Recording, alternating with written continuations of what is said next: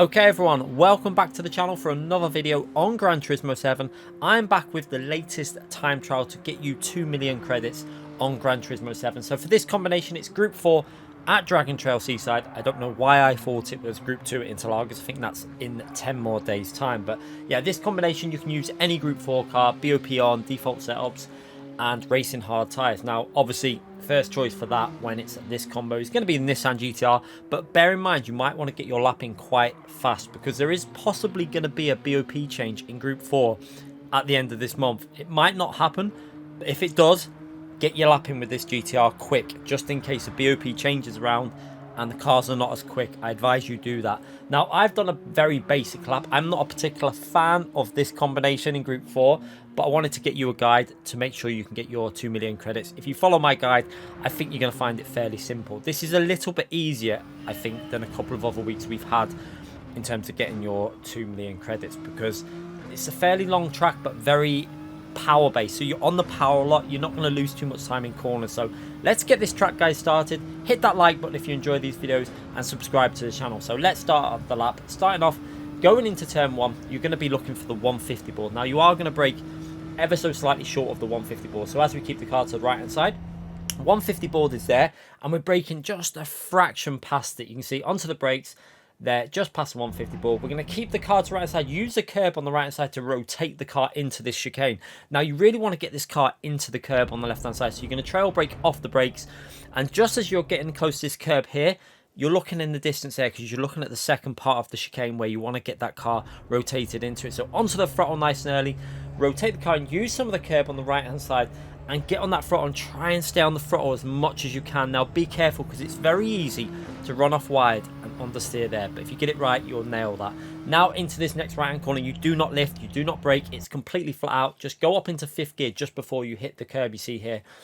Attacking this curb, you can really cut a lot off this corner. So into 5th gear, almost over the middle of the curb, and just as you're about to touch that curb on the left hand tyre, that's when I get on the brakes. So as soon as the car's onto the curb, onto the brakes nice and early, downshift to 2nd gear.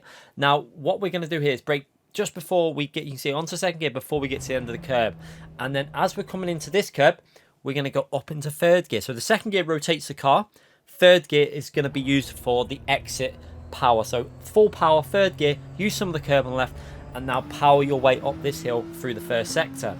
Now we're going to be coming to quite a tricky section. Now this, I don't like these corners because how much you can actually cut them, but you can see I'm going to get on the brakes as the barrier changes colour there on the right side. We're onto the brakes nice and early, and we're going to go down to 4th gear for rotation. Let the car get into this corner, only a little bit of braking. You're not going to be on the brakes aggressive, just a tiny tap of the brakes to rotate the car and put the weight onto the front. Skim the curb on the left hand side, on the power, aggressive and early. Now at this point here, there is a way of cutting these corners. You can take that purple line. You'll see a lot of people at the top of the leaderboard doing that purple line, but I'm just going to take it safe onto the curb on the right side. And again up here, you'll probably see people doing something similar on this curb, but I'm just going to, again, just take it close to the curb and power your way all the way through here. So that's completely flat out. You do not need to lift in that section once you get the line right, and then you're working your way into this right hand corner. Now this is another really important corner to get right, braking in between the 150 and the 100, but a little bit closer to the 150. You can see I'm a lot closer to the 150 here. Now we're going to get that left hand tyre onto the curb again for more angle into the corner. Basically what you're doing is you're going to use as much width to get as much exit speed as possible from this corner. So down to 2nd gear again. As we hit that curb on the right hand side, you see the power going in, and we're going to go up into 3rd gear as we come out the exit. So you see powering out into 3rd gear, use 3rd gear all the way out the exit, completely flat. You don't need to lift. Use a little bit of curb on the left if you need to. And now this is completely flat out. You're going to take a lot of curb on the right hand side here, so you feel free to get that right hand tyre up onto the curb. And then on this next part, try not to take too much curb. You just want to skim the curb, get close to the barrier, almost touching the barrier on the right hand side. And then what I'm going to do is, you're looking into the apex, you want to skim the barrier on the left, but I'm going to give a lift off the throttle because I'm just going for a safety approach here. And then you're going to get back on that throttle, again, attack the right hand side. You see the curb on the right hand side, your right hand tyre wants to get on that red bit almost, and then just keep that throttle down all the way on the exit, avoid hitting the barrier on the outside, and working your way into the final corner. Now here you're going to be looking for the 100 board. I'm going to brake a little bit early. You can probably brake a little bit later than what I do here, but I'm braking just short of that 100 board. Going to go down through the gears, you see, keeping the car to the left hand side until we're just past that 50 board, rotating the car in, down to 2nd gear briefly, just for rotation, then straight back up to third gear for that throttle and exit speed. And again, you're going to use some of the curb on the exit here. It'll give you a bit extra speed all the way down to the finishing line. And again, as you come up to this point here, just cut this little bit of curb, just a shorter line to the finishing line, and we're going to go over the line in a 1 minute 45.7. You see, I've gained nearly 7 tenths over my previous lap. I didn't spend too long on this because I don't think you need to. Anything in the 46s is probably still going to be a gold time on this because it's currently at 47.8.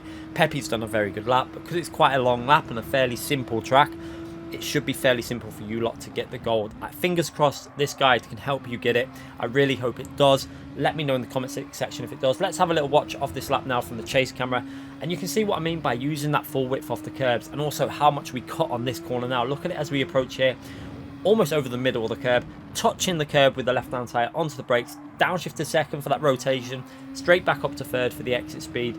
And then this corner here, this is where a lot of people will gain so much time on your lap time at Dragon Trail, because you can really carry a lot of speed through it. I didn't really spend too long trying to push through here. I just wanted to get it nice and smooth, take it flat. And what you're going to see there though is on the leaderboard, people are going to be exploring the limits on that section of track.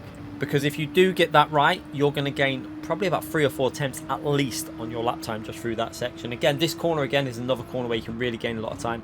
You see, I'm using a bit of the curb, but I'm not exploring the ultimate width of what you can get away with there. If you really push it, you can work that car a little bit further to the left, cut back a bit more, and get even more exit speed. Now, this can be done completely flat out if you want to risk it on the def chicane, but I've just shown you a nice, safe way of doing it. Lift off the throttle, let the car rotate, safety. You know, you only need to get into the 46s here. You don't need to get a 45. I've done a 45.7. Again, I think I could get a 44.9, maybe a 45 flat, but you don't need to be doing that. The goal time is going to be probably, well, I predict a 47.2 to 3 is the fastest it's going to get to. I don't think it will go any faster than that. So if you're in the 46s, you've got your 2 million credits. So just factor that in. But over the line there, solid lap. If this has helped you out, subscribe to the channel, hit that notification button, and I'll see you for more live streams and videos in the future. Thanks again for watching, everyone.